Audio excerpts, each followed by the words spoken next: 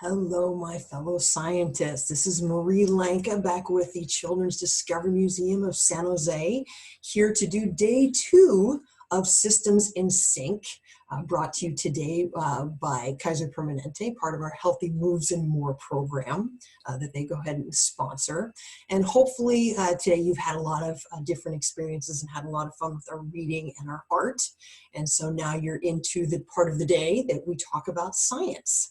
So you may remember from the last time that we spoke, we talked a little bit about your heart and your circulatory system. So what your heart does in order to power your body.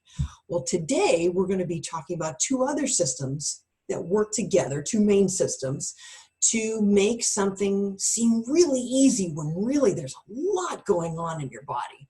So we're going to today talk about your nervous system and how it partners up with your muscular system or your muscle system. It's all the flexing that you're doing. So let's go ahead and take a look. I'll go ahead and share my screen at what it kind of looks like. And this is a little bit of a cartoon, so we're kind of keeping it simple, which is a good place to start. So let's take a look. Here we go. Okay, so you may see on one side, there's a little girl just kind of hanging out there. And then if you were to look inside of her body, and we all have things like this, you see in the middle, there's the muscle system. And then you have on the other side, the nervous system. And we've got little eyeballs for that one. So I'll explain how that comes into play in just a second. Okay, so first of all, let's start with your nervous system. That's way on the edge.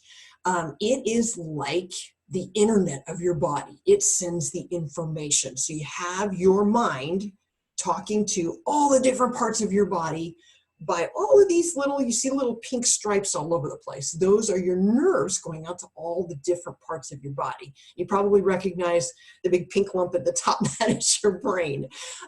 So with all of those different avenues that your body is going to go ahead and send and receive information. So this is how it talks to the rest of your body, your control system, your brain. So we have the eyeballs added for that one because that is considered to be part of your nervous system. It also is part of your senses, but that's something that we're definitely going to be using today because we're going to be getting feedback from our eyeballs. So then that goes to the middle, and that is your muscular system. So those are all of the things and the cells that flex in order to go ahead and grip things. You know, we use our hands because it's really easy to show on camera, but to stand up, to jump, all those different exercises that we did on Friday, that's what's actually propelling or moving your body. So your nerves are going to be sending signals to your muscles to tell them when to work. Your eyes are also going to be helping with that.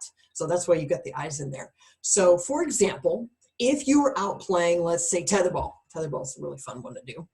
You see a ball coming at you. Your eyes have to then send that information to your brain saying, hey, I see a ball. We probably should do something about that. You don't just want to stand there. So then your brain go ahead and gets that information. It then decides, okay, I should put my fist up and try and hit this ball because I want to twist it around the pole. So then it sends that message out to the different parts of your body, your legs that are going to move you, your arm that's going to come up and actually hit the ball. And then you actually go through and do it once all of those signals get out. All of these signals also help us keep us safe. So you might want to think about if I'm getting near something that's hot, say like an oven or something like that, your nervous system go ahead and sends that really fast to your brain saying, hey, that's painful, we should move it. And your brain go ahead and knows what to do about that. So how are we going to test this today? Well, we're going to do a very simple experiment in order to show you all the different things that your body's doing and kind of have a little fun with it at the same time because we want to make sure we're having fun with science.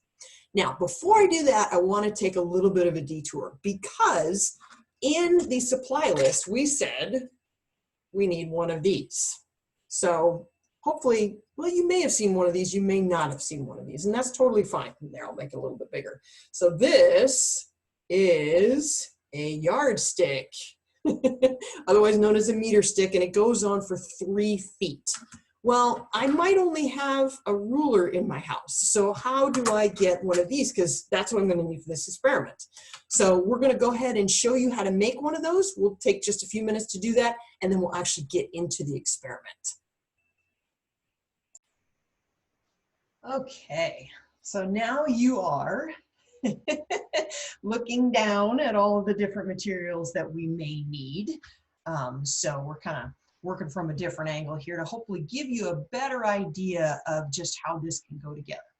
So what did I get from around the house? Because again, let's say I don't have a yardstick, one of these 36-inch guys around somewhere in my house.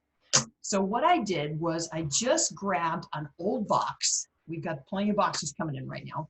And I cut apart part of it into some longer strips. So you've got some long strips, and you may need 3, and that's totally fine. Then I got some markers from around the house. I've got some packing tape. You can use any type of tape that you have.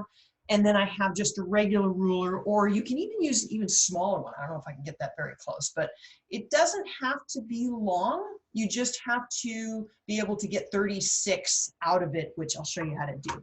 So once you've cut this into strips, and again, they don't have to be exact, you just want them to be kind of long.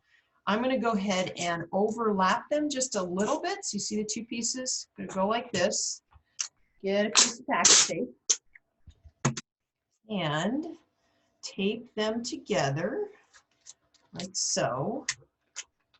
And don't be too tough on yourselves, guys. This is kind of a crafting project along with a science one. So if it isn't absolutely perfect, it's totally fine. We just want those 2 taped together. And it's just a little bit of an overlap. I think I'll put one more just to be safe. Kind of a jarring noise there to hear on camera. All right.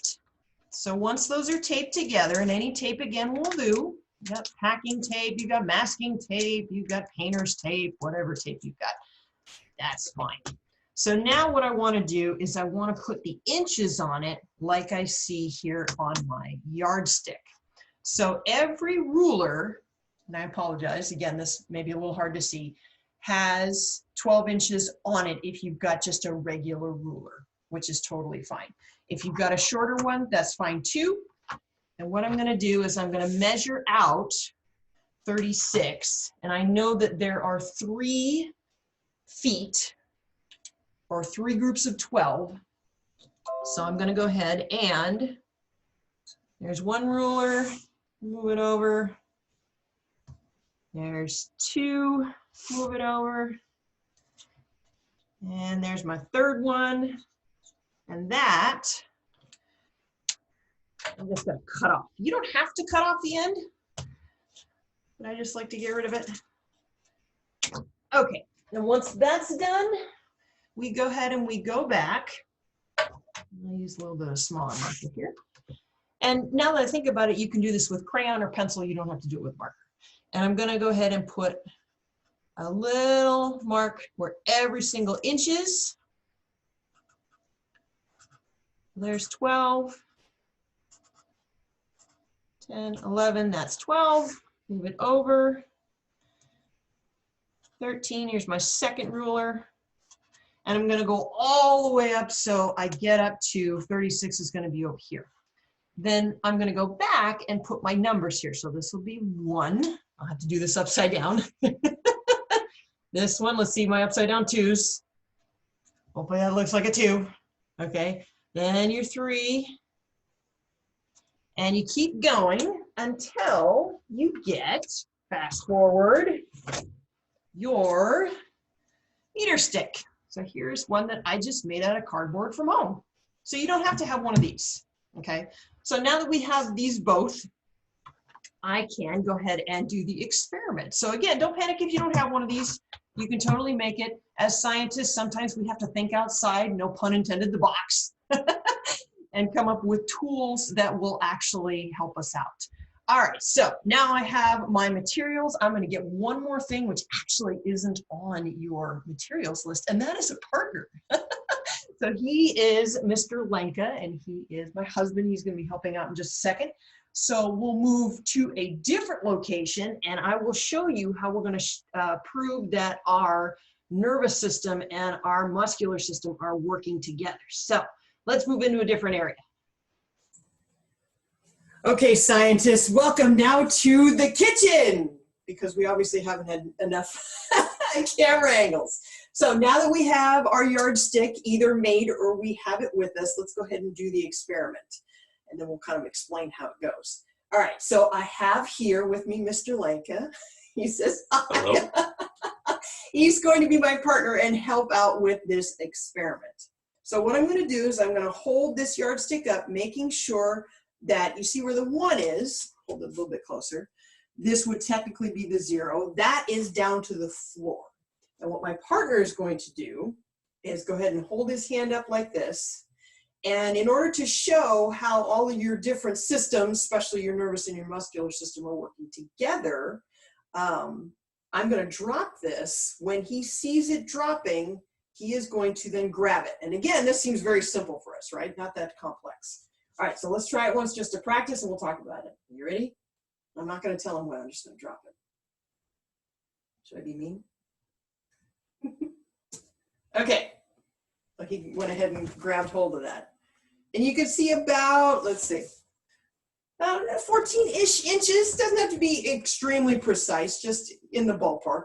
All right, so what's going on with Mr. Lanka during all of this time? Well, first of all, his eyes are telling him, sending information to his brain that something is dropping. I need to go ahead and grab it. His brain is then processing that information, sending it out through the nervous system. There's your internet again, telling the muscles get that message, oh, we should flex, and then they go ahead and do that. So there's a lot of different things going on within the time it took for me to drop this yardstick and for him to grab it. So now that we've done it once, we're going to do it 3 more times, and this time we're going to use a little chart that I made. Again, we're recycling all of our boxes here. So really simple, just a little piece of cardboard, crayons, pens, whatever you got, and we're going to go ahead and record all 3. Or you're going to do both. You're going to hold it and catch it at the same time? Yes. He's that good. All right, so here's our first try. Put it right here. Okay, and that was about 11 inches. So I'm going to go ahead and put here 11.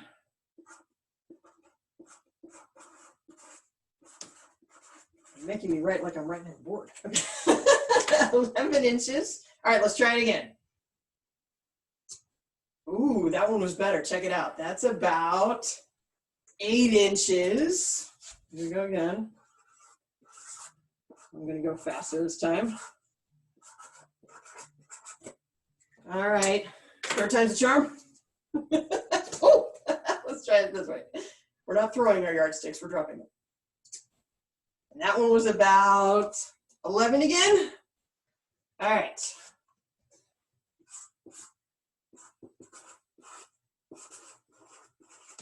Okay, so you can do this in the morning, in the afternoon, the evening. You can get your measurements there. We'll talk a little bit about that in a second.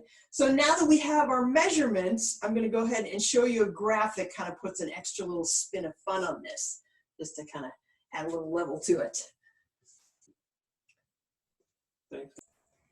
All right, my fellow scientists, so let's take a look at a little extra level that will make this activity a little bit more fun for us.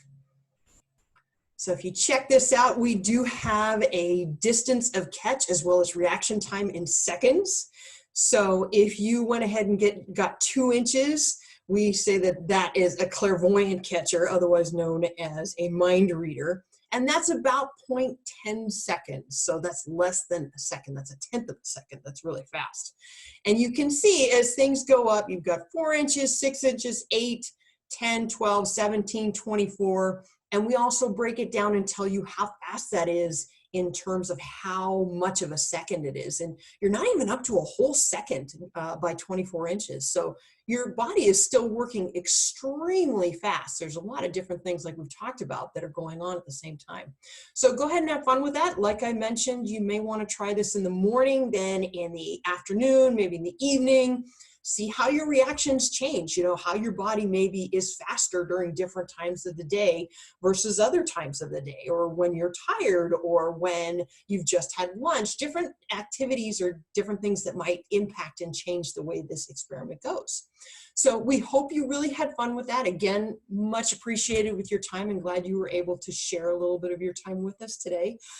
If you like these videos, please do like and subscribe, and we are taking donations as well. This is a free video. We want to make sure that we interact and make sure that we give you different activities during this time where, again, we're all taking care of ourselves. And again, thanks to Kaiser Permanente for sponsoring this. Make sure to tune in again on Wednesday as well on Friday. We're going to have some more reading, art, and science on all three of the days this week. And continuing to next week. So we're really looking forward to it.